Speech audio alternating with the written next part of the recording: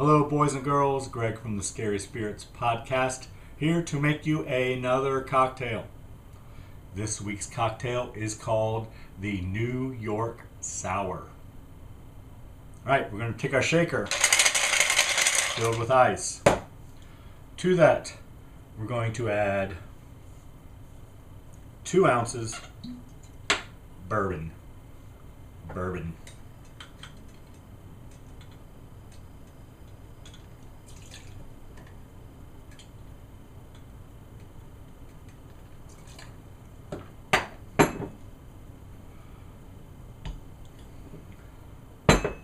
Next, 1 ounce fresh lemon juice from the plastic lemon. 1 ounce.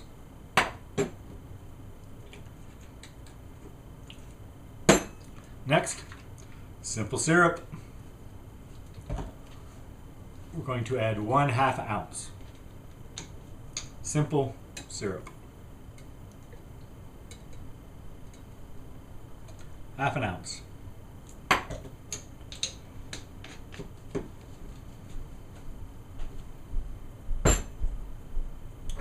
Next, we shake.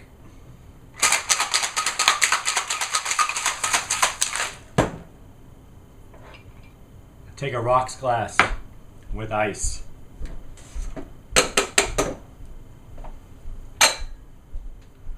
We're going to strain our drink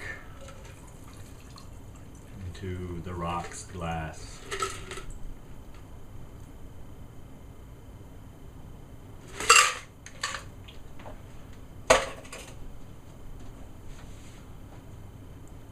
Next,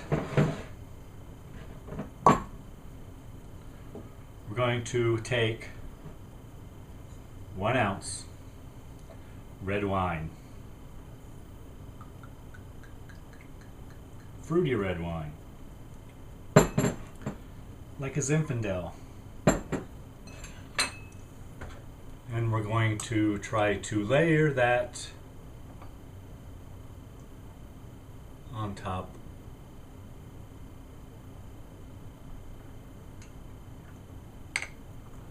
of our cocktail. Not bad. I will take that. Next we take our lemon twist. Rub the rim of the glass. Put the lemon twist in. There you have a New York Sour.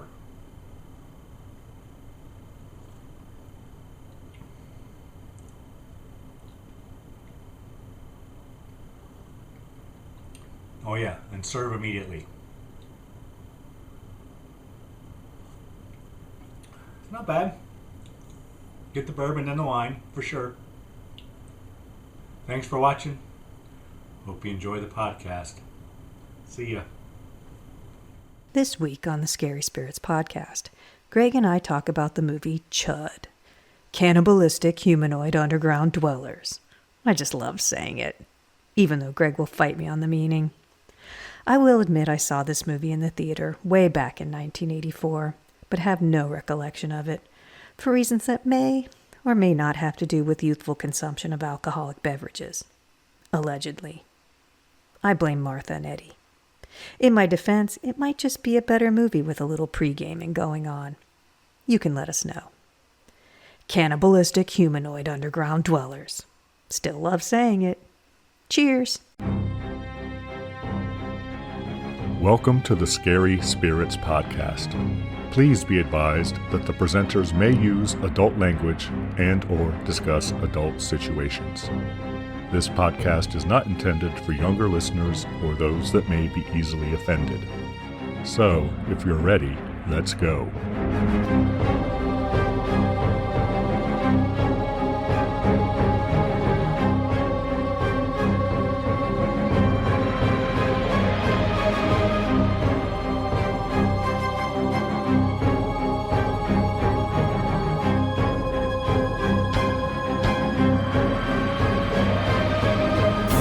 Hi, I'm Greg, Hi, I'm Karen.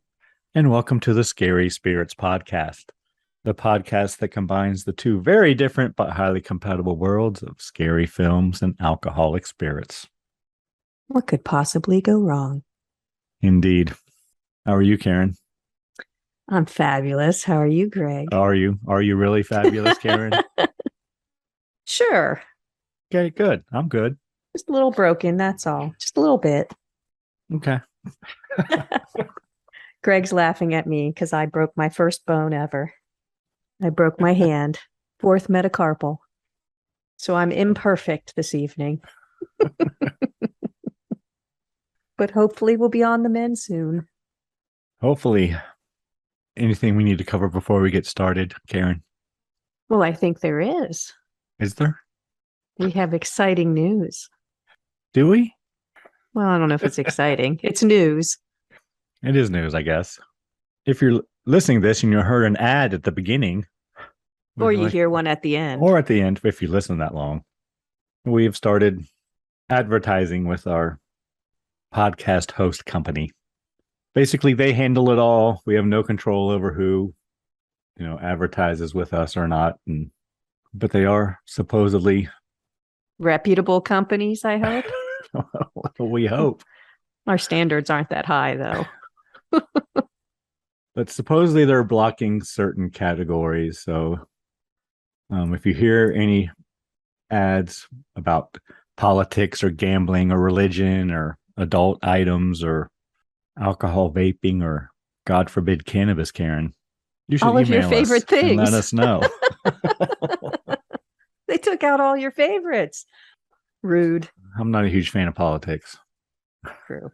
Or religion, for that matter.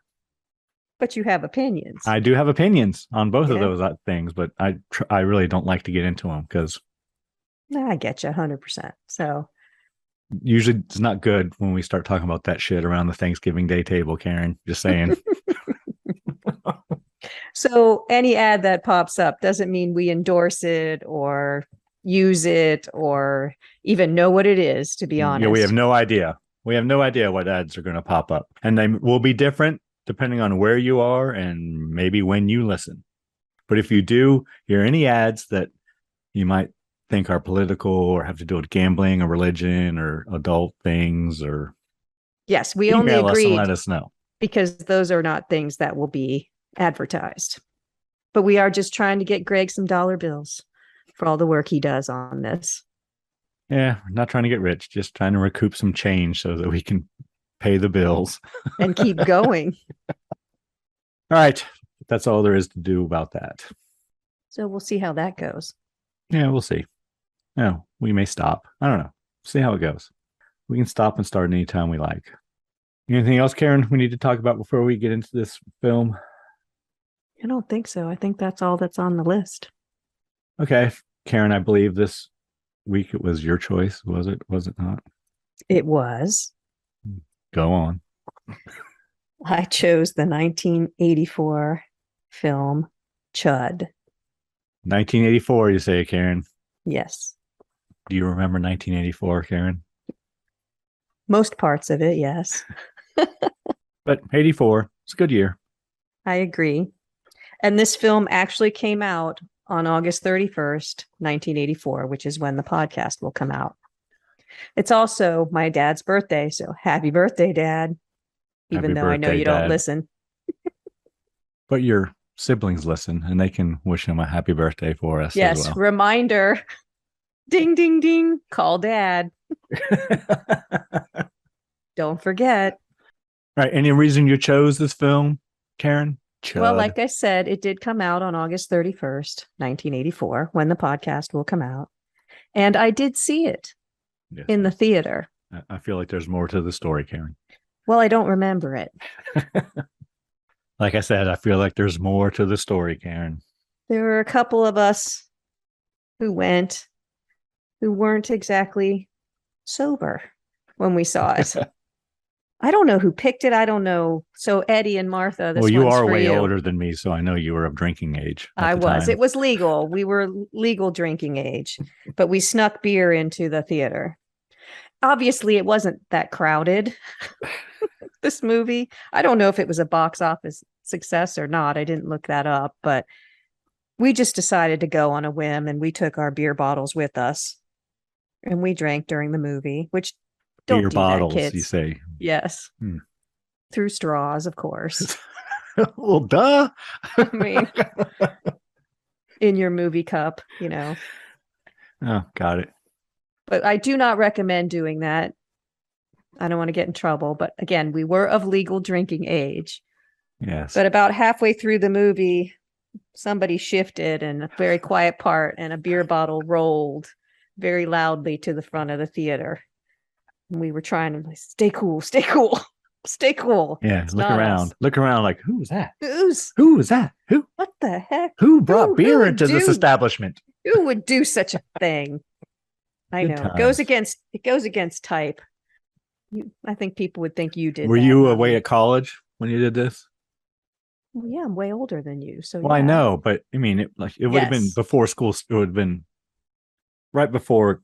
Well, I don't know. School might have started, depending on We were probably where you went. gathered for it because my friends Martha and Eddie would have been home and then come back. So yes, this was probably either right before or right after the school year started. This when you were in Johns Hopkins or anything, Karen? No. I'm a Bearcat. So this is when you were in Cincinnati? Yeah, I'm a Bearcat bitch. That's the shirt my son wants. My youngest, not my one who's actually a Bearcat. Go Cats. All right. Do we have a cocktail for this film? Well, Karen? yeah. So wait. So let me just say I have fond memories. We always bring this up when we talk to each other. It makes us laugh. You're still friends after all these years, Karen? Yes, we still are in touch. Remember C.H.U.D? Yeah. Well, yes, we remember going, but we don't remember the movie. So it's seeing it for the first time for me. Yeah, me too. Because you didn't see it in the theater? Nope. Do we have a cocktail, Karen? Yes, we do. Go on. It's called the New York Sour. It's the perfect balance of fruity red wine and smoky sweet bourbon. I had a heck of a time finding the wine, Karen. I'm just going to tell you. You couldn't find a Zinfandel? Karen, I'm lucky I knew where to look. It is our first wine drink. Yeah, not a wine guy, not a wine drinker. And now I feel like I have to drink the whole bottle this weekend. So just don't throw it to waste. Yeah, it's open. You're going to need a half a cup of bourbon, 2 tablespoons of fresh lemon juice, 1 tablespoon of simple syrup, and 2 tablespoons of a fruity red wine, such as a Zinfandel, 1 strip of lemon zest. Do you have those in ounces, Karen? 2 ounces of bourbon. There you go. 1 ounce of fresh lemon juice from 1 lemon, half an ounce of simple syrup, 1 ounce of wine. And then what do we do, Karen? Fill a cocktail shaker with ice, add bourbon, lemon juice, and simple syrup. Seal lid on the shaker, very important, and shake until chilled and the frost forms on the shaker, about 15 seconds. It doesn't take that long. No, it doesn't. Strain into a rocks glass filled with large ice cubes. And I'm going to show Greg right now that I have large ice cubes. Ooh, fancy. I'm terrible at pouring it over. Even a lemon. Yeah. Mine are regular ice cubes, but. Step 2, you ready? Gently and slowly pour wine over the back of a spoon held just above the cocktail surface, letting the wine float at the top of the glass. Pinch the lemon peel over the cocktail and run around the rim of the glass. Add peel to the glass as a garnish. Serve immediately. So yours looks better than mine. I can never do this. I need to practice. Mine is floating on top. Yeah, mine is not. I have yet to be successful at that. Well, you're got a broken hand and all. Well, that's true. That made it a little difficult, but it's actually better than I thought. I kind of like it. It's better than I thought it would be too. Of course, I got the bourbon and the wine immediately. And now that it's been sitting here a while, I get the wine immediately. I could drink these. But it is floating on top. So. Well, you're fancy. Rub it in. I used 7 Zins. Zinfandel, Nice. Karen. It just like It called to you. it called to me. That's how I found it. Greg. Greg, we're over here. Well, I found all kinds of wine, but the Zinfandels, the red Zinfandels, were just in one small section where I found it. All right, let's give the listener time to make the drink. Hold on.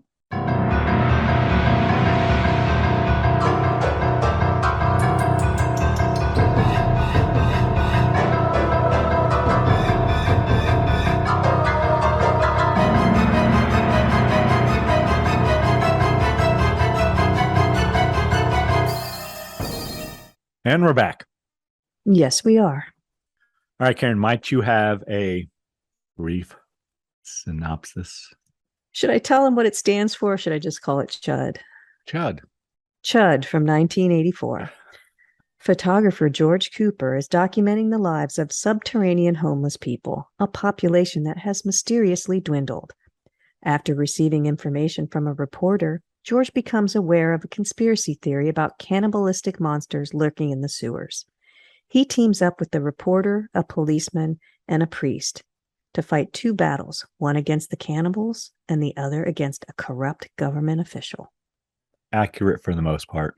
Let's say so. Are we a match? He's not a priest, though, but yeah, we are a match. He has a nickname, Reverend. That doesn't make him a fucking priest. Nope. He's not. But he seems like a pretty good guy. He does. And I recognize lots of people in this movie. Yeah. Lots of people. There's a fun John Goodman cameo. It's not a cameo. Yes, it is. It's not. He wasn't anybody in 1984, Karen. All right, well. I would He call was it in a the cameo. credits. He was in the credits. All right, Karen, are you ready to get into the film? Yeah, Did you watch this on Amazon Prime, Karen? I did. Did you see the warnings that came up at the beginning? I did. Did you make a note of them, Karen? Did you write them down? Shut up. You're being with your broken hand. Don't be mean. Be nice. So basically it comes up, it says, warning, smoking, alcohol use, foul language, sexual content, and violence. There was sort of some, I guess. Yeah, there's a little of all of those, I guess. A little, very little of all of those. I Pretty agree. tame, I thought. And we have credits. With very weird music. Groovy is what I wrote. Groovy music. Because it's just on black screen, right? There's nothing to look at, but there's some groovy music. But then we do see a lady walking a dog. I think it's a Yorkie. Is it a Yorkie, Karen? Yorkshire It's Terrier? no, it was white. It's a terrier, though. It's a terrier for sure. Down a deserted alley or street. She walks up to a smoking manhole cover, Karen, and the lady and terrier are pulled down into the sewer. Yeah, so an arm reaches out from the sewer grate and grabs her. And we see a street cleaner. But wait, so how much do you think a manhole cover weighs? Oh my God. I'm going to say pretty heavy. I'm going to say 120 pounds. It's actually the standard manhole cover weighs more than 250 pounds. I just thought it was interesting because the hand just comes out, right? And the manhole's got to be heavy. And you might be interested to know, Greg, that manhole covers date back at least to the era of ancient Rome, which had sewer grates made from stone. I'm bringing the riveting stuff today. But manhole covers move a lot in this movie. And I was just curious, how much they weigh. That kind of proves that whatever's like moving, it's pretty strong. Exactly. Because later the guy's got to get like a fucking crowbar or something. Right. You can't just move them. So I was just curious. But yeah, she lost a shoe and the street cleaner's coming. And then we have more credits. So that was a mid-credit scene. And we see homeless people, Karen. I assumed. Yes. And we have more credits. Next, we see a photographer taking pictures of the homeless people from his apartment, Karen. Yes, from his room. His phone rings. his answering machine picks up. Derek is leaving a message. Derek, I don't know. I didn't make a note, but we hear a lot from Derek on the answering machine. On the phone, yeah, and on the phone. So Derek's leaving a message, and we find out the photographer's name is George, and he's answering the message on the answering machine, but Like not he's actually. talking. Yes, Like he's talking, but he's they're not. having a conversation, but it's not real. Because back in the day, you had machines that we've talked about before that had tapes in them and recorded when someone called you. They either had regular cassettes or micro cassettes. Yes, if you were fancy. But next we see Lauren. That's the next thing I have. Before you do that, so Derek is looking for some pictures of the homeless people. I guess he wrote a story. George was supposed to supply the pictures because he's a photographer, but for some reason he's dragging his feet and not giving him the pictures. And Derek's getting really upset because he has a deadline. Then Lauren, we find out, calls to George. And I did make a note. They have a dark room in their apartment, which is pretty cool. Yes. And Lauren says he better get ready. They have a photo shoot today. Yes, they do. And Lauren is putting makeup on her ass, Karen. Yeah. Because she has a pimple on her ass. She has a zit on her ass. And it's a perfume ad that they're going to shoot. Yep. They have to go to a perfume photo shoot. Well, actually, it's in their apartment. Their apartment is the studio. Is it? Yeah, they've converted it somehow. She tells that to the lady downstairs. So they're in their own apartment. But she's obviously a model and he's her photographer. But they just moved in. And so her jewelry is still downstairs. They haven't moved it upstairs yet. Down in a basement in storage. And she's annoyed that he brought up all his camera equipment, but didn't bring up anything of hers, like her jewelry. Yep. So she goes down to get it. Flips the light switch, Karen. The lights don't work. She does pass the neighbors and introduce herself. She does. She passes Francine and Justin. And she says, "My name's Lauren." And then, yes, she goes downstairs. And but there's a flashlight. There conveniently. Is. So she finds her jewelry and she hears noises coming from, I guess they have like a hatch to the sewer in their basement. I know, yeah, it was weird. Yes. So it's like a trap door to the sewer, a metal trap door, kind of. But yes, it rattles a little bit. She gets a little rattled, finds her jewelry and leaves. Next, we see her neighbor that she just met. What was her name? Francine. Francine, who doesn't wear a bra. I did not notice that. Yeah, she wasn't. With the child. Looks like a single mother, Karen. But we see her out in the street and walking down the street, and we see a pile of garbage in the street, and it like something jumps out of it, and it like, I don't know. I didn't get it. Well, if there's a pile of garbage, but that's over the top of a hole going down into the street. So something moves the garbage, but when she looks, I think does she see blood maybe? It looks bloody, yeah. Yeah, but it's she like a doesn't see hole anything. in the, like something came up through like a sewer grate or something. Yeah. Looks bloody, yeah. But she doesn't see anything. She just sees weird movement. Next, we cut to a police station. We meet Captain Bosch, and he's telling one of his cops to file Kirby under missing persons. We got plenty of crimes to solve. We can't get time for that shit or something. I don't know. Well, but the officer said, because Bosch says he just walked out on his wife, and the other cop says that's the fourth time a guy has walked out on his wife in 2 weeks. Yeah. So there's 4 missing dudes. Bosch doesn't want to waste any more time on missing people. And the cop's name is Hayes, and he thinks they should. But Bosch orders him to file it under missing persons and move on. And then Bosch calls the chief. Chief And they have O'Brien. a conversation where, I don't know, where they're talking about things we don't know about. Right? Apparently, Bosch is trying to cover something up for the chief. Yeah. Yeah, he can't keep a lid on this anymore. Chief tells him to just follow his orders. Yeah, it's not, the chief said it's not his decision. You have your orders, carry them out. Next, we see Bosch interviewing a bag lady, Karen.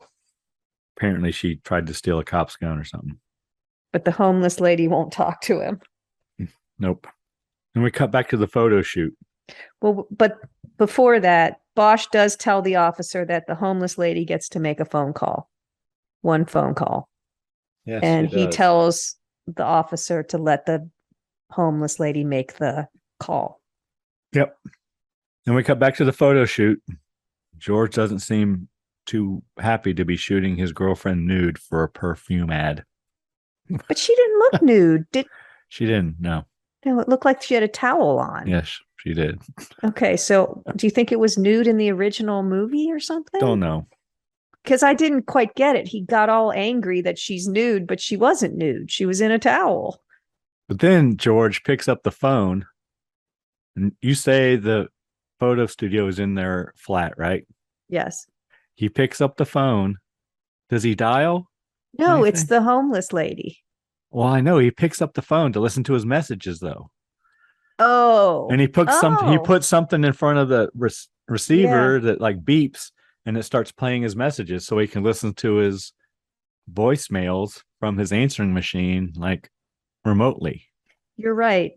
Yeah, I don't, maybe they had to go somewhere to shoot the perfume ad, but I thought that's what she said. Okay. But the whole thing that device, he plays a tone. I don't know what the hell. Do you remember that? I don't know what that was. I don't know what either. that either. Was that a fancy beeper thing I or don't something? know. I know on our answering machine, we could push a number or something and we could listen to our messages from wherever. There was a code you put in. Yeah. Yeah, I don't know what he had, but you're right. He held it up to the phone receiver and it went beep or something, and then the messages played back. Yep. And we hear the messages. Lauren's doctor calls, and also some ladies in jail, which apparently is the bag lady, right? And I think Derek is on there too. Yeah, Derek's on there. I didn't make a note of Derek. I don't care about Derek. I don't even know why he's in the film, but anyway. But Lauren or and why George, his voice is in the film. Lauren and George do argue pretty intensely because this perfume ad's a big deal for her. And George has decided he doesn't want to do high fashion anymore. He wants to do something meaningful, which is why he has gone and off and taking the pictures of the homeless people and everything. But she's not forcing him. She wants him to do this because this is a huge break for her. So they do fight over it because he's done with high fashion. He wants to do meaningful work. She wants her big break. So George just leaves the photo shoot. Just walks out right then. Yeah, he leaves. Next, we see Bosch, the police captain or whatever. He goes to see somebody named A.J. Shepard about missing persons. Yeah, one of the other officers tells Bosch there's another missing person on Lafayette Street. So it seems that the missing people are all within a certain radius, a certain area. And apparently Bosch had busted this A.J. guy years previous when he was just a lieutenant. Yeah, for what? Did you get an idea Nope, for what? no idea. I didn't know either. But he now runs a homeless kitchen or soup kitchen, whatever. Yeah, he's handing out food to homeless people. And they talk about people living underground are coming up missing. Says lots of people who live in the sewers under the city. They haven't shown up for like 2 weeks, and they're usually there daily or whatever. Yeah, to get their food. There is one guy from the underground that has come to eat. His name is Val. And he's a nut, Karen. He is a nut, but they go try to talk to him. And he babbles on about they have the power to shut the sky. He stabs the table. Now there is knife. a creature with eyes in front and behind. It almost sounds like scripture, but it's not scripture. But he's rattling things off. They have the power to shut the sky, is what Val keeps saying. Yes. But apparently all the undergrounders are looking for weapons. Yes, they are. There's a section of homeless people who live subterranean, underground, but they still would come up for food, or at least people would take them food, and they're missing. Yeah, and the bag lady is one of them. That's why she tried to steal the cop's gun. Well, her brother is one of them. Her brother lives underground and wanted a gun. And so if her brother asked her for a gun, she doesn't even know why he needs it. She just said he needs it. So she tried to get it. But she lives down there too. No, she doesn't. She was up at the top. She was on the dumpster when the street cleaner went by. She lives above ground. All right. Next, we see the bag lady getting her belongings from the cops. She has to check it to make sure they didn't steal anything. That's right. George is there to pick her up. George asks her why she tried to take the cop's gun. She says it was for Victor, her brother. And she asked George if he has a gun or bandages. Yeah, she wants bandages. So they go down the subway and they George and the homeless lady. Yeah. And they end up down in the sewers. They kind of, I don't know, there's a way to the sewers down there around the corner or something. I don't know. So at the police station, there's a reporter. He must have Murphy, the cop beat, and he watches George leave, and he sees that George is being tailed. But when the tail gets near the subway, it stinks, and he won't go in. Yeah, he won't go down the sewer. And I said, George is wearing Lee jeans. Did you notice that? Nope. So the bag lady takes George to see her brother Victor. And they have to climb through little tunnels, small holes in the wall. They're really they want you to think they're going deep. They're going down pretty far. Victor wants a gun. And George asks him why. Well, he asks her to ask him why. Is this where Hugo shows up?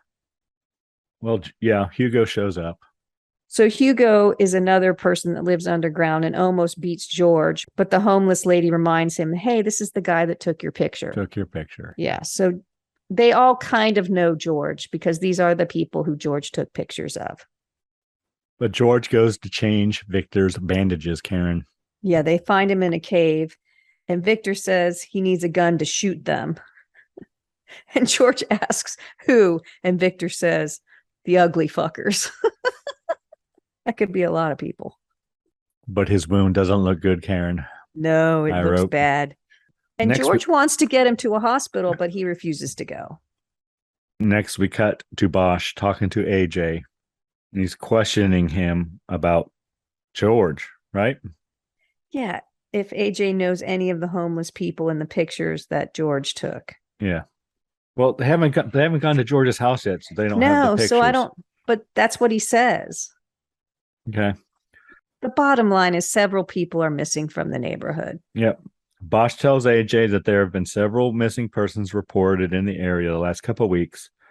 And he confides in him that his wife is one of those people. So she was the lady we saw in the opening scene.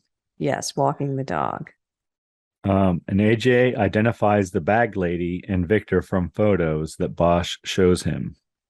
But he does not know George. No, he doesn't. And AJ's rolling a joint.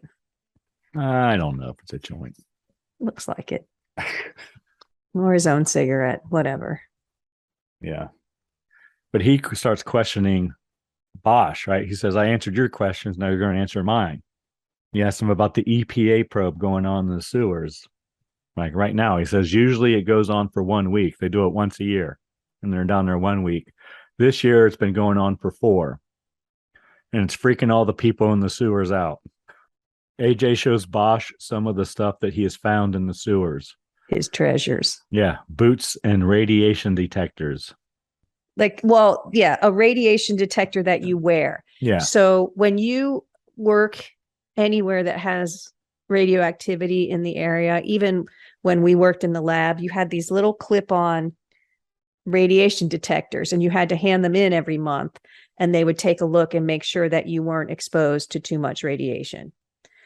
They go down into the sewers because AJ wants to show Bosch shit he's found. Yeah, right? and there's food there that AJ leaves for the shy ones, he said. Yeah, and they find a Geiger counter, Karen.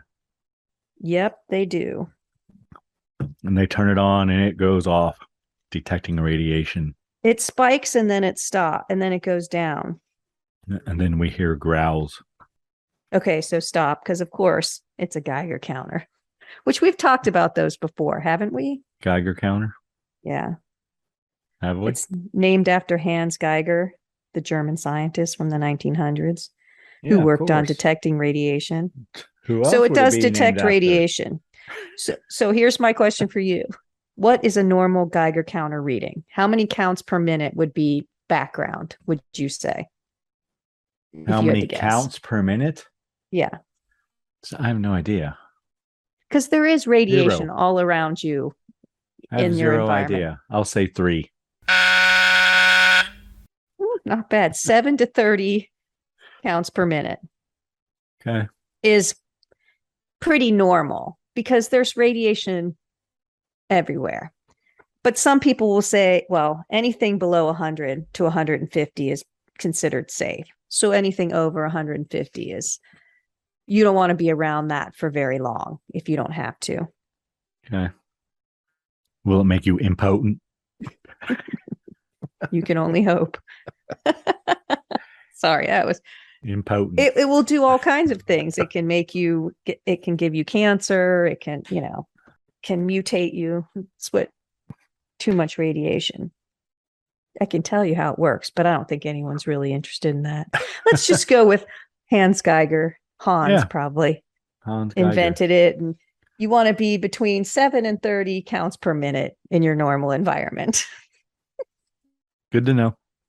So when you're carrying around your Geiger counter, so that would be when you're watching the movie, that would be the green lights, 7 to 30, probably even up to 100. But 100 might start to get into the yellow. And then over that is where it would go to red if you're using a color machine. Some of them just have a needle that goes up and down. Okay. But So when it goes, you're in big trouble. Shit, I got it on my shoes. And then your shoes have to stay at the lab for 6 months. Just throw them damn shoes away. Not when you're in graduate school, you don't. And besides, you can't throw them away. They're radioactive. You Just still got to dispose wait. of them. Let them dispose of them. You don't need them damn shoes. I needed the shoes. I'm not going to say how often I had to let my shoes decay. All right. Once. Are we done with the Geiger counter now? Yep, we're done. Okay. So next we see George. He comes home. Lauren doesn't ask where the hell he's been, why he left the photo shoot early and left everyone there. All she says is she's pregnant. They seem happy. They do. Well, the doctor, she says the doctor did say there were alternatives. Looks like they can't say the word abortion. No. They can only say alternatives. And they discussed whether they want to have this kid or not, right? Yes. George tells her that it's her decision and he will support whichever she chooses. They decide to have the kid, Karen. They do. Very 1984, I thought, that scene. Next, we see George and Lauren in bed. Phone rings, and it's that, who is it, Derek? I guess it's Derek. He was supposed to. The same guy who called earlier. George was supposed to be somewhere 2 hours ago, but he and Lauren got a little drunk celebrating. Well, he did. I don't know if she did, but. Next, we see a guy and his daughter walking down the alley, and they go to a phone booth. It looks like the fucking middle of the night, Karen. I'm like, why are you out there? I thought it was his daughter. It's his granddaughter. Yeah, I said granddaughter. Why are you out there in the middle of the night with They're your granddaughter? lost. He gets in the phone booth, Karen, and he makes a phone call with a quarter. Okay, stop. I got one more thing for you here. Just one? When do you think the last phone booth was removed from New York City? So they're not there anymore? Mm-mm. The last one was removed when? If you need to know, it was on 7th Avenue and West 50th Street, just south of Times Square. I'm going to say 2009. This is really going to surprise you because it surprised me. You ready? May 23rd, 2022. Not surprised. Really. I was surprised. So they are no more in New York City. It's not shocking. It would be the last. I mean, it's the last one in New York City. Yeah. I don't know if it's the last one ever. Right. I know there are some around. Yeah. So, but this film is in New York City. Yes. And as he's making his call, telling whoever he's going to see that he's lost, something comes up from the manhole cover. Monster grabs the guy from the phone booth and he gone. Yep, leaves the kid. Leaves the kid. Next, we're back at the police station, Karen. Yep. And the girl from the phone booth is there, and she says a monster came out of the sewer and ate her grandfather. Bosch orders the policeman. He wants the policeman on every corner and in the subway, and he posts an all points bulletin for his wife. And everyone seems very surprised, like no one knows his wife is missing. It seems that way. Then he gets on the phone and calls the police chief again. This is where you see he's starting to rebel. He's not going to listen anymore. He's decided something's going on, and I'm just going to start doing it my way, not the chief's way. Yep. He says he's coming to see the commissioner, and he will have someone, and he should have someone from the Nuclear Regulatory Committee with him, or commission. I don't know. NRC. Commission. Nuclear Regulatory Commission. So Bosch stops and grabs AJ, and they go downtown. Well, they go to Cooper's first. Yeah, they go to Cooper's first. They break in. They do break in. AJ takes his knife out and picks the lock. And then they start going through George's photos. In the dark room, yes. Yep. And then we see photos of the bag lady and Victor's leg that George took. Yes. Well, and that Bosch and AJ took from George. So George photographed them, and AJ and Bosch took them. Next, we see Bosch meeting with the commissioner. Bosch thinks people have been murdered. They're out all at this huge table. Mm-hmm. Commissioner thinks it's preposterous. Bosch shows them the Geiger counter and boots they found. He tells them about the Geiger counter going off. AJ shows Wilson, who we learn is Wilson, the guy from the NRC, the pictures, and he threatens to go to the newspapers. Bosch explains that he's been told to ignore the large number of disappearances in his precinct. And he says he can't do that anymore. And he thinks they've been murdered, and he thinks the murders are connected to the probe that's going on underneath the city at this very moment. Then we cut to Lauren and George. And I think they're in Central Park, Karen, talking about where they're going to live when they have the kid. Apparently they own her father's place in the suburbs. And they talk about going there. Well, why aren't they fucking living there now? That's where I would be. Because George doesn't want to live outside the city. He's a fashion photographer, or, he wants to get away from fashion. Well, I know, but that's where he's saying he can't imagine living outside the city. She wants to raise the kids in the suburbs. Yeah. She says the city is scary. Yeah. And the police reporter Murphy's there, and he hears him talking, and he comes up and just interrupts and says, "Hey, the cops were following you yesterday." Back to Bosch meeting with the commissioner, Karen. Yep. They say the EPA found elevated radiation levels, and they're investigating transporting radioactive materials through Manhattan. But they filed a court order to prevent them from investigating it or moving it in or out. Wilson admits that there is shit under the city, and the court order is preventing them from moving it out. Right? Yes, which is surprising because I think most people think that the court order means you can't transport it through the city, but it's already there. Now they can't move it out. Come back to Central Park. Murphy talking with George. Murphy wants to do a story on the people living under the streets. George refuses. Go back to the commissioner's office. This movie does this a lot. They go back and forth, back and forth, back and forth, back and forth.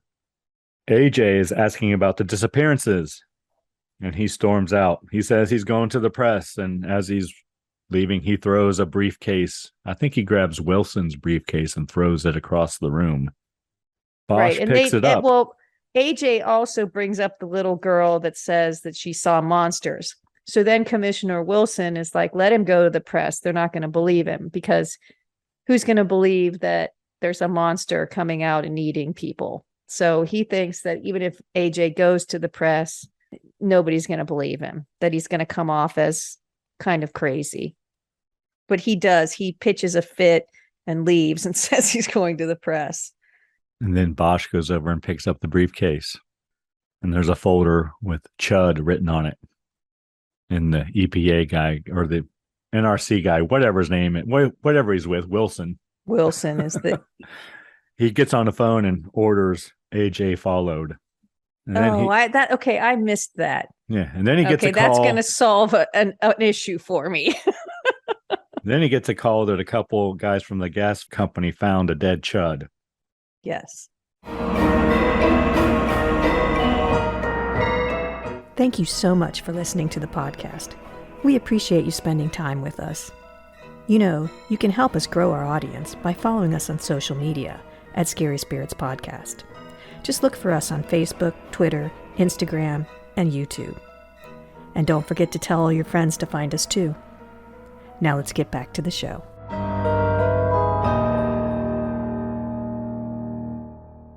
So next, we see AJ. He stops at a payphone, not a phone booth though, Karen. No, just a payphone. Just a payphone. And he tries to make a call, and guy wearing an Izod. Yes. And Ray-Bans. And Ray-Ban. Are they Ray-Bans? Well, they're knockoffs. They're aviators. They're aviators, yeah. Yeah. Eats his dime. Hangs up the phone and eats his quarter. I think it's a quarter. Well. I think by 84 it was a quarter, Karen. Don't you have any information on that? I do not. But I missed the part about Commissioner Wilson telling someone to follow AJ. So I was like, who is this guy? He just came out of nowhere, took AJ's dime and ate it. I was like, what's happening here? So that clears up a lot for me. Somehow I missed that.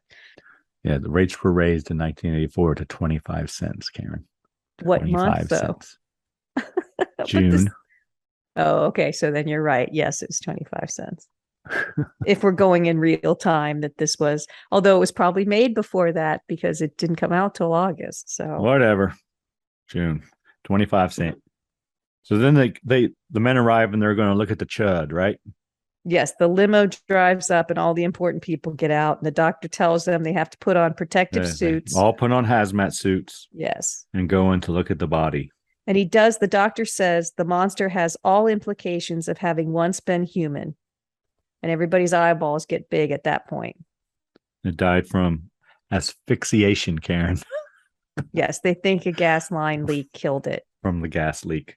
Yeah, but you don't see the monster, but you do see it in the reflection of one of the helmet shields. Yes. And Bosch then wants to send his men down with flamethrowers. He wants to take them out. But isn't there a gas leak? Or did they fix the gas leak? I don't know. I was like, that doesn't seem very smart. Wilson tells him to stand down. And then the commissioner tells Bosch that, it's Wilson is in charge. Whatever Wilson says. But does Bosch listen? No. No. So the NRC guys, they enter the sewer. And all they have is a camera. I don't know what they're doing. But they get down there and we see the flamethrower guys are already down there. Wilson says there's only one of these. So they go down with cameras because Wilson's insisting that there aren't any more of these C.H.U.Ds. But yeah, the flamethrowers are already there. Yep. And they kind of have a standoff. Yep. Bosch and Wilson watch via video. And the Geiger counter starts going off. They fire up their flamethrowers, Karen, and the radiation levels keep going up. It's like an Iron Maiden concert. They got their flamethrowers going. But no good music, Karen. No. Then they seem to see something in the flames, and then they lose the feed. Yes, the camera goes dead. They go. Commissioner and the chief then want to warn the city folk. Of the danger, yes. Wilson refuses. He has a plan, Karen. Yeah, it's terrible, but what is it? Yeah. No, we don't hear it yet. He says he's going to kill him with gas, and Bosch says gas. He doesn't. Okay. Well, that's what I have.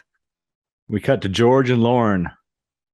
They arrive at their apartment, I guess from Central Park. And George discovers that some of his photos are missing. He calls Murphy on the touch tone phone. And I wrote, I think it's a princess model, Karen. I don't think it is, but okay. Are you sure? I think it is a princess model. No, the princess model. Never mind. You don't think it's a princess model? If you say so, I guess I'm not sure what a princess model was. But George thinks Murphy took the pictures, stole them. It is a princess model, Karen. No, that's not. It is. There were several different versions, apparently. And one of them is just like the one he is on. He's on just like a regular phone. Show me a picture. He's on a princess push button phone. All right, Karen. Oh, okay. You're right. I was thinking of. He was on a vintage princess push button phone. Okay. You would know. Yeah, I thought it was flatter. It's fine. Okay. Now that that's cleared up. Greg knows a good princess phone. My apologies. Yes. It was a big deal, Karen, when we got a push button princess phone in our house. Okay. It was a big fucking deal. I'm just saying. Probably had one way before we did. But anyway, George wants to meet Murphy, right? Do we say that? Yeah, he wants his pictures back. He's pissed. Next, we see AJ at the soup kitchen, and Bosch is waiting for him. And Bosch tells AJ about the C.H.U.D. Does he name him yet? Have we said what it means yet? Nope. I don't know. I don't know if we do or not. Probably have. So then George, they did in the meeting. So let's tell the people what the C.H.U.D is. All right, go ahead and tell them what the first meaning is, Karen. Yes, the cannibalistic humanoid underground dwellers. Yes, and that was on the movie poster, so it wasn't a big secret, right? Right. So next, George goes to meet Murphy. He thinks Murphy has his pictures, and Murphy tries to convince George that the police have them, right? Yeah, that it's a big cover-up. Bosch tells AJ that Wilson wants to flood the sewer with gas to kill the C.H.U.D. So I guess Wilson did tell what he wanted to do. Yeah, Wilson wants to pump gas into the sewer. The chief warns that he will blow up the whole city. He said he only wants to pump gas into a small section. It'll be fine. It'll be fine. No worries. Just divert gas, from one section to another. If we see George and Murphy down the sewer, and Murphy has a gun. AJ's cooking, but his gas stove goes out, Karen. Yes, so they're diverting the gas. So he goes underground. AJ Which is weird because he knows what's happening. I guess, is he trying to save the people? He wants to get them out. He runs a soup kitchen, Karen. Yeah, so he goes. He's all about saving the people. Yeah, he tells Val to leave. And Val tries to leave.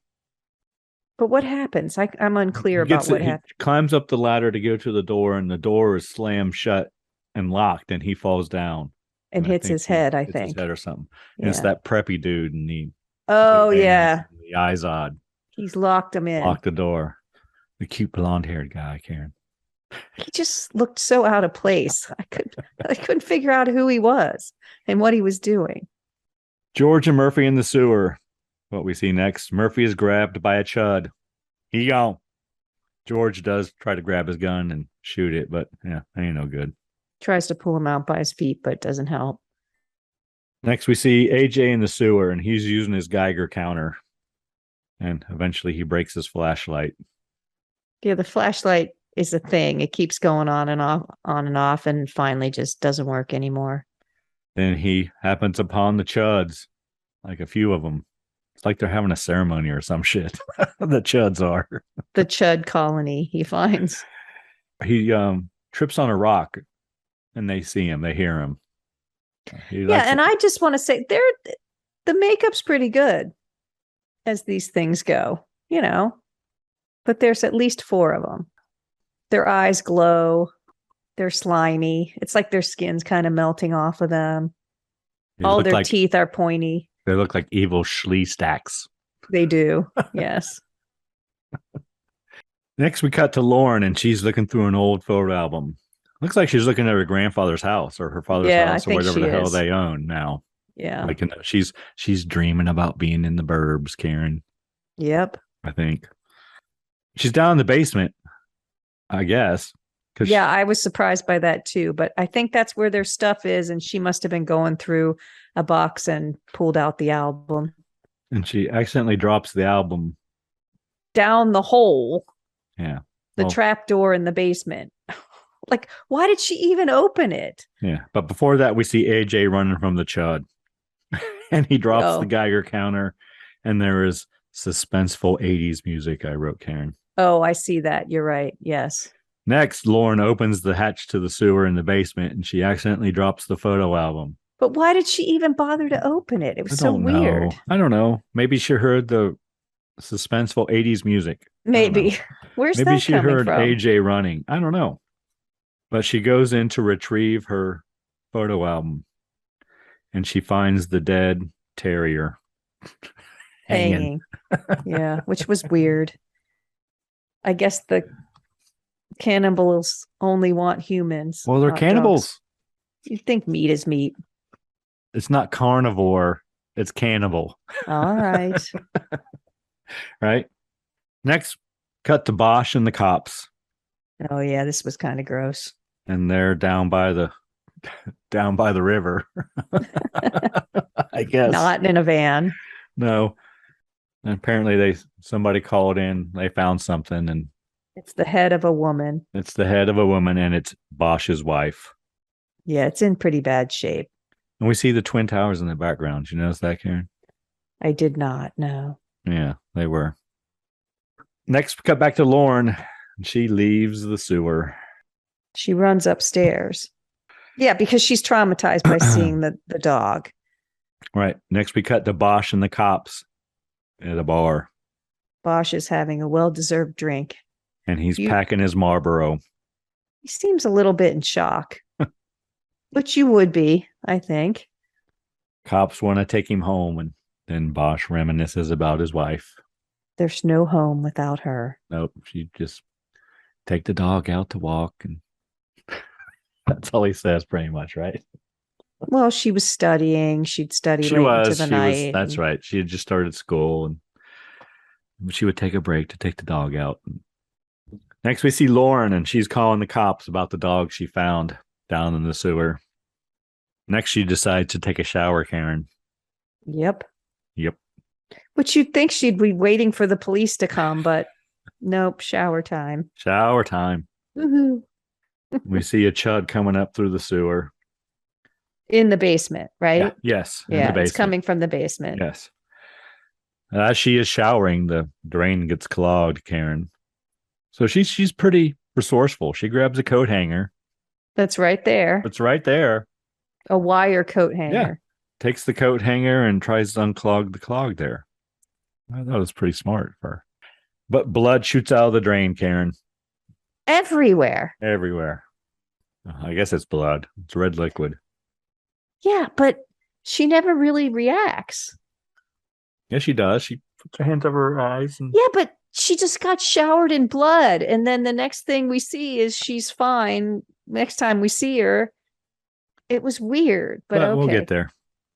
Next, we cut to a couple of police officers stopping in a diner, and one of them is John Goodman, Karen. Yeah. The other is Jay Thomas. They walk into a diner together. And I thought I recognized the waitress, too, but after looking her up, I don't. So I don't know. Yeah, no.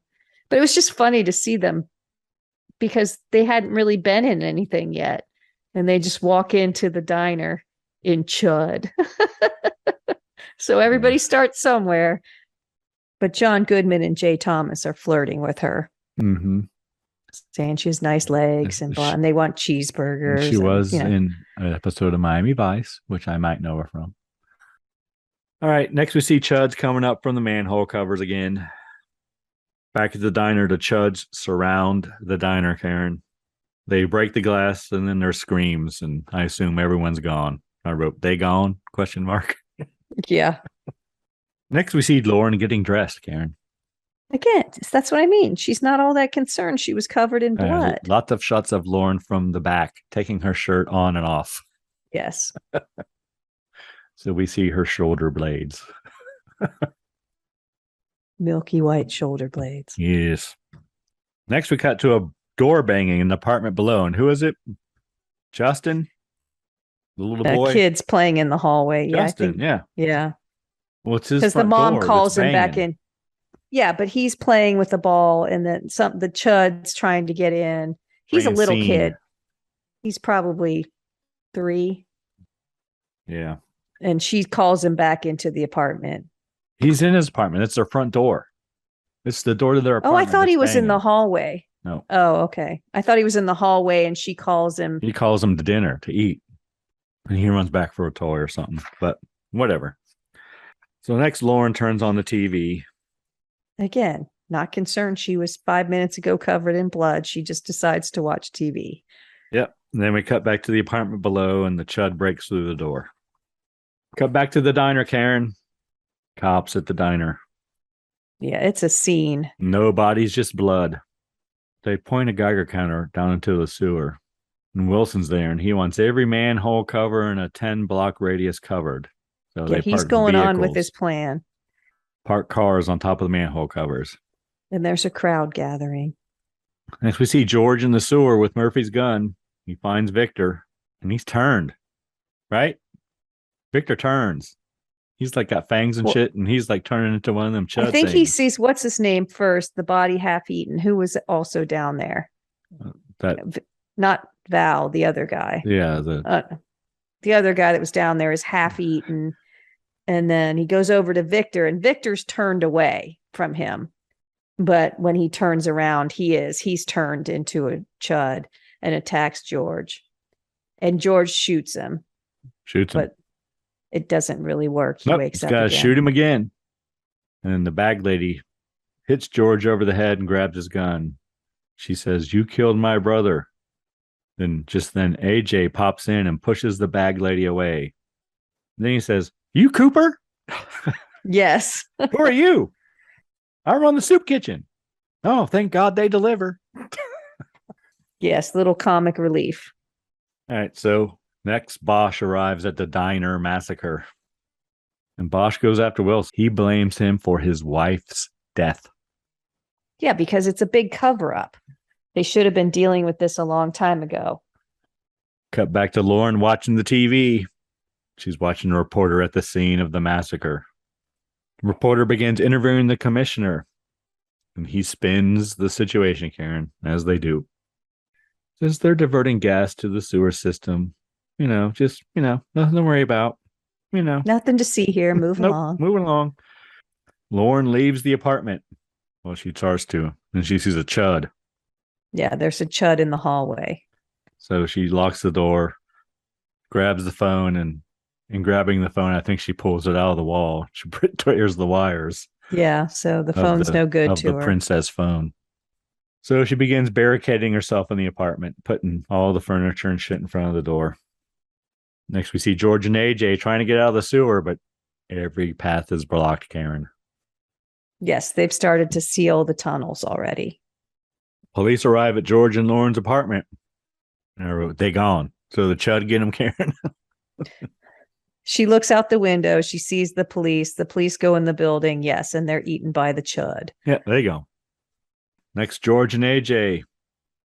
They find toxic waste in the sewer, and it is labeled Chud, Karen.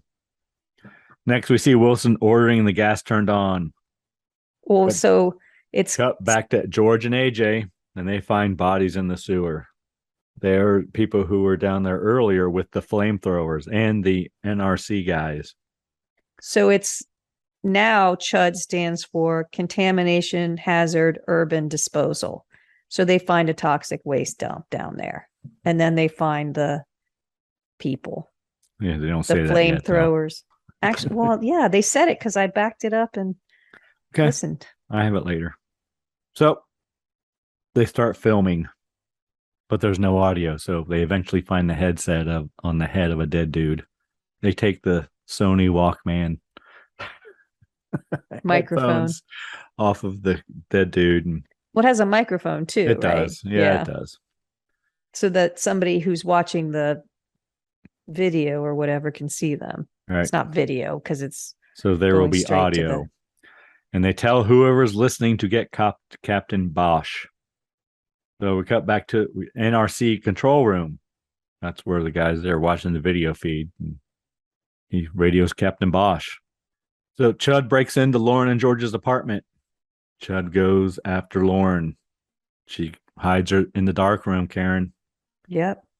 She throws developing chemical on the C.H.U.D, Karen. Yes. C.H.U.D comes through the wall, though. Yeah. Just pisses him off. She's ready for, she just happens to have a sword. Well, I made note earlier. He has a few swords hanging on his wall. Does he? Yeah. Okay. He had a broadsword and like a, well, I think she grabs a saber. Yeah. Right. So she's ready. And I was like, oh, so that's why he has swords hanging on his wall. I noticed that earlier. But C.H.U.D comes through the wall. Its neck elongates, Karen. That developing liquid. Growing. Does that make his neck grow? I was thinking he was just mutating in front of her. I don't know. But that gives Lauren lots of space to aim. Yep. So she cuts off his head using the sword or saber. Yeah. So, and then the green goo comes out. Does she get bitten on the ankle? She does, by the head. Yeah. And the lights go out of his eyes. C.H.U.D's eyes. Cut back to the NRC control room. Bosch gets there and he talks to AJ. Tells him to meet him at a particular manhole cover, Karen. Yep. Lauren leaves the apartment and steals the police car that they left outside. Because she realizes George is underground. AJ and George try to make it to the manhole cover. But the gas is starting to come in, so they're coughing. Next, we cut to Bosch, and he gets the keys to the vehicle parked over the manhole cover. He's at the diner, and he gets on the loudspeaker and says, hey, whoever's vehicle is parked on the corner of blah, blah, blah, and blah, blah, blah, I need the keys. So he gets the keys. Wilson tries to stop him. And this is where Bosch confronts Wilson and says, C.H.U.D stands for Contamination Hazardous Underground Disposal. No, Contamination Hazard Urban Disposal. Oh, I don't know. Okay, I thought it was underground. Well, he says, you're the government garbage man. You take all the toxic waste and sludge from everywhere and dumped it underneath the city. Yes, he does. Says, it's over. It's over. Wilson pulls a gun on Bosch, Karen. But Bosch grabs his arm and punches Wilson. And he goes down pretty easily. I said, yeah, that was a bad acting scene right there. Next, we see George and AJ at the manhole cover trying to get out. Bosch running towards the vehicle with the keys. Lauren driving the police car. Just cut. Yeah. It's like, Wilson gets going? Up. Wilson gets up from being punched.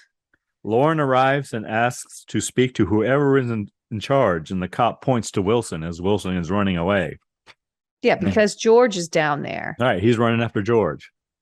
Well, Lauren knows George is down there. She wants him to turn off the gas because George is down there. Yeah, Wilson is running after Bosch. Yes. Right. So next we see Bosch moving the vehicle off the manhole cover. And he has to grab a crowbar and to pry the manhole cover off. Are the C.H.U.Ds coming for George and AJ? I have that they are, but I don't know. I don't know if they are. I think you not. could hear them, but I don't think we saw them. Yeah, I don't think we saw them. So Bosch pries the manhole cover open, but Wilson shoots him. Yeah, that's unexpected. Asshole. I didn't expect that. I was surprised by that. I know. George and AJ escape. Wilson tries to run them over in his laundry truck or wherever the hell he's driving. Lauren warns them. AJ shoots Wilson using Bosch's gun. The wheel of the truck falls into the manhole and explodes, Karen. Next, George and Lauren embrace. But wait, Bosch is still alive, Karen. Yes, he does compliment AJ's shot.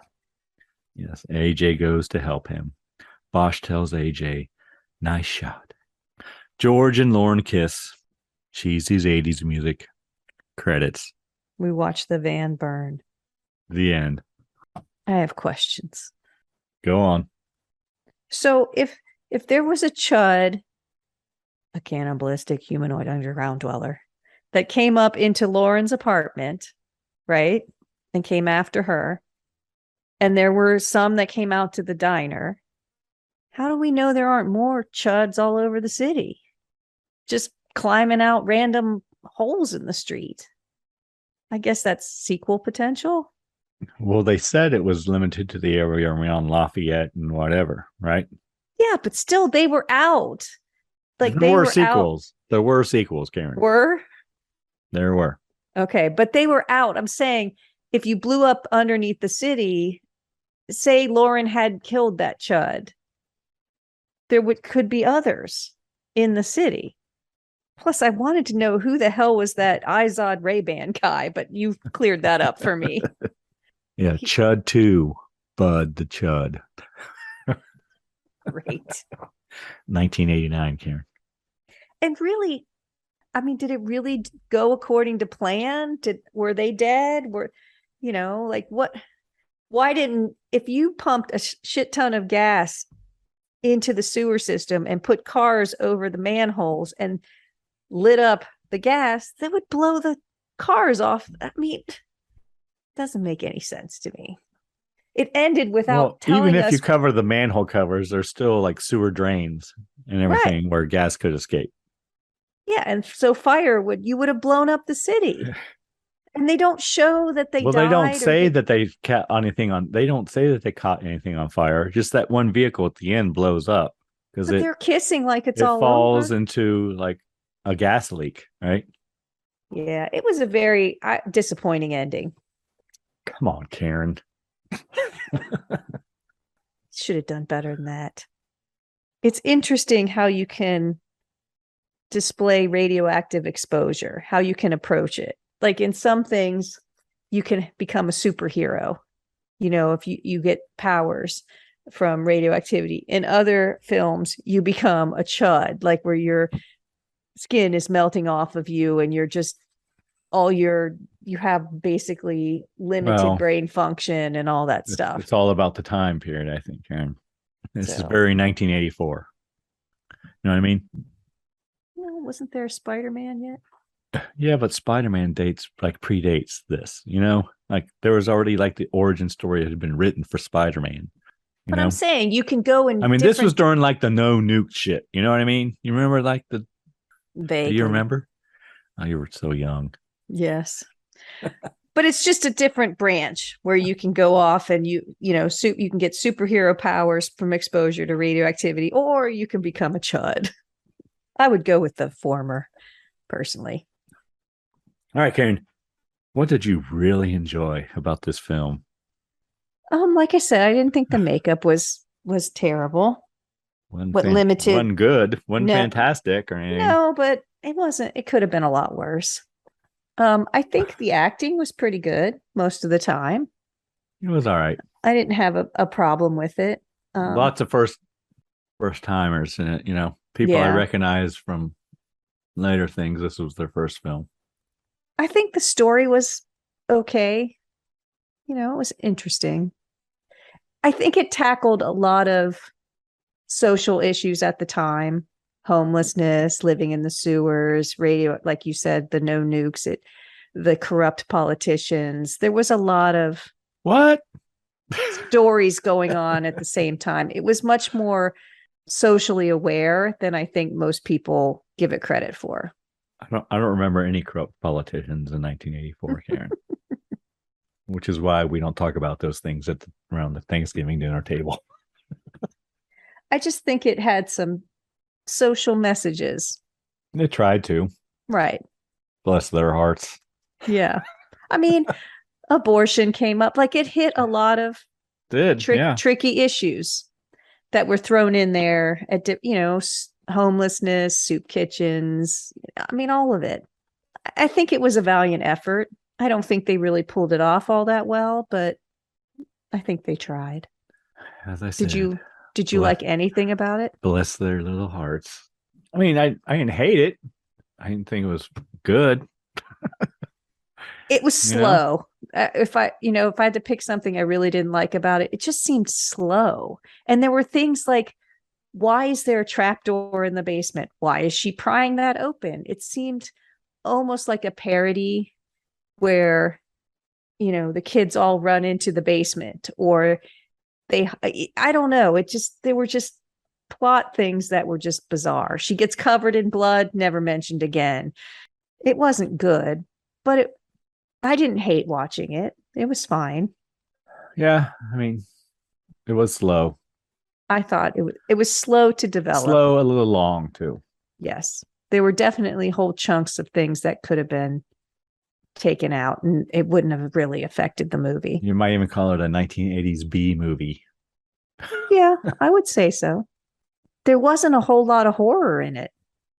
The monsters were kind of, I don't know. I thought they were kind of comical. Weren't really scary. I didn't hate them. I think it would have been better if we didn't see them, other than their hands going up, pushing the manhole and maybe their teeth, over. because the bite was pretty gross. All right. What did you hate about this film, Karen? Anything? Well, that's what I just said. It was slow. I think it was very slow. It was slow. We kind of talked about, large pieces of it could have been cut out without affecting the movie at all. Too long. But it wasn't horribly shot. It bounced back and forth, but I thought that was fine. Yeah. If I wasn't taking notes, I would have liked that much better. It was fine if I was just watching it, but I had to go, well, no, we're back here. Now we're back here. Yeah. You're right. It wasn't horribly shot. It was fine. It was good. Like I said, I think it's a cult classic at this point, and it's pop culture. It's mentioned in places. The posters are in places. So I think it was fine to watch it. But at the time, we're talking about how it's very 1984, but at the time, critics said it was like futuristic. No, it was let's see, New York Times said C.H.U.D makes no pretension towards serious thesis about government or the environment. It's meant to be a light commercial entertainment, and in the category of horror films, it stands as a praiseworthy effort. So they didn't really think it was making any commentary about current issues. Maybe it's hard to see it when you're in the time. Yeah, maybe. And that's what all the reviews here on Wikipedia pretty much say that it's more about fun than deeper issues. But it brings up some issues. Yeah. Well, looking back, it certainly does. But maybe, at the time, those were no big deal. Nuclear dumping and abortion, and they couldn't even say the word. Sewer dwelling, sewer dwelling. That was interesting, but they just said there are alternatives. They didn't use the word. Yeah, I noticed that right away. I think that was by design. Probably had to be. I don't know. I wouldn't say run out and watch it, but if you want to have a silly movie to watch on an October evening, I would not watch it. It's fun to say cannibalistic humanoid underground dwellers. And you want to see John Hurt and Daniel Stern and Christopher Curry and John Goodman before they were anybody. And yeah. All right, Karen, how many cocktails? It's a 4, you think? At least it's a 4. Yeah. I don't think it's a 5. It's not as bad as Attack of the Killer Tomatoes or anything. Oh, it's not quite that bad. No, it's a 4. All right, 4 cocktails. It's not unwatchable. It's just a little long and draggy. What do you think of our cocktail, Karen? Or your cocktail, Karen? Surprisingly good. The New York Sour. The fruity wine adds something nice to the bourbon, I think. How much of that wine did I use? 1 ounce? Floated on top? Well, now you can be a sophisticated wine drinker all weekend. You're welcome. I just classed you up, as usual. Okay, so I have 721 milliliters to drink. Well, share. Check to know how many ounces that is, Karen. 721. That is 20. That's only 24 ounces. I can't be right, can it? If it's only 24 ounces, you can handle it. Oh, Maybe it is. 750 milliliter is 25.3 ounces. Yeah. It's nothing. Yeah. You got this, Greg. You can do it. Not a wine drinker, though. Well, I have been known to put away a few bottles, though, at times. If that's all you've got in the house. All right, Karen. Next week, is it my choice? You get to pick. What do you got? All right, Karen, next week, I have chosen the film from 1960, The Brides of Dracula. Oh, I looked at that. Did you? Yeah. Yeah, that film came out on September 5th, 1960. And our next episode comes out September 7th. So I was just looking at September movies and it was on the list. Yeah. Hammer film, Brides of Dracula. You and your Hammer films. Do you have a drink? I do, Karen. Can't wait. What is it? We're going to have something called a Transylvania iced tea. Is that like a Long Island iced tea? Apparently, Karen. Oh, boy. Here's what we're going to need, Karen. Why don't you just say what we don't need? Because doesn't it have like everything in it? We're going to need gin, raspberry liqueur, light rum, tequila, vodka, cranberry juice, and sour mix. You're trying to kill me. It's a painkiller, Karen. Man, this one's going to be goofy. It's only half an ounce, half an ounce of gin, half an ounce raspberry liqueur, half an ounce light rum, half an ounce tequila, 1/2 ounce vodka. Then you fill the rest of your mason jar with cranberry juice and sour mix. Okay. Sounds delicious. Sounds like a Long Island iced tea. When you're behind at the bar, if you're late, that's what you order to catch up. All right. Anything else we need to cover, Karen? Well, you didn't ask what we learned because we learned so much. What did we learn? We did. Interesting. So many interesting, riveting facts. Oh my God. Thanks to you, Karen, we did. I mean, I did notice a late 80s Mustang or late 70s Mustang, but I wasn't going to. I did too. It was that like one of those Charlie's Angels Mustangs. Yes, I saw it too. We learned about manhole covers and last phone, payphone, and Geiger counters. Princess phones. So many interesting things. I made a Land of the Lost reference. Don't know who got it, but I did. Yep. I made an Iron Maiden reference. Holy crap, you did, didn't you? This one's chock full, people. Chock full. Yeah, Heinz Geiger. Hans. Yeah. What did I say? Heinz, yeah. Hans Geiger. We learned what's normal radioactivity in the background counts per minute. That would be 7 to 30, Karen. So, I mean, this was so many interesting things. A manhole cover weighs 250 pounds. Yeah, most of them. See, I was taking notes. Yay. All right, Karen, anyone you need to thank this week? Well, I need to thank our listener, of course. There's a lot of podcasts out there. Thanks for choosing us. I mean, you get to learn how much a manhole cover weighs if you listen to us. Why wouldn't you listen to this? We are edutainment. Exactly. Who do you need to thank? Karen, this week I'm going to thank the people of the great state of Massachusetts. Oh, yeah? Yeah. Why is that? They came out. They came. They showed up this week. I don't know. They're listening in force. Yeah. Okay. Texas, not so much this week. It's the great state of Massachusetts. All right. Well, that's awesome. Where the Plymouth Rock is. Which I've never seen. I have. Yeah, Boston. Very historical state, Massachusetts. Well, that must be why they like us, because we're educational. Lots of things to see, yeah. Went there and saw like Paul Revere's house and Plymouth Rock, Plymouth Plantation, and all that Quit shit. Sucking up to Massachusetts and move on. And I need to thank the band, Verse 13, Karen, for letting us use their music in the podcast. The music does make the podcast better. Anything else, Karen? Please drink responsibly. Yes. Thanks for listening to the Scary Spirits podcast, where the movies might be iffy, but the drinks are always solid. We would love to hear from you. You can find us on Facebook, Instagram, and YouTube at Scary Spirits Podcast, or go to our website, scaryspirits.com.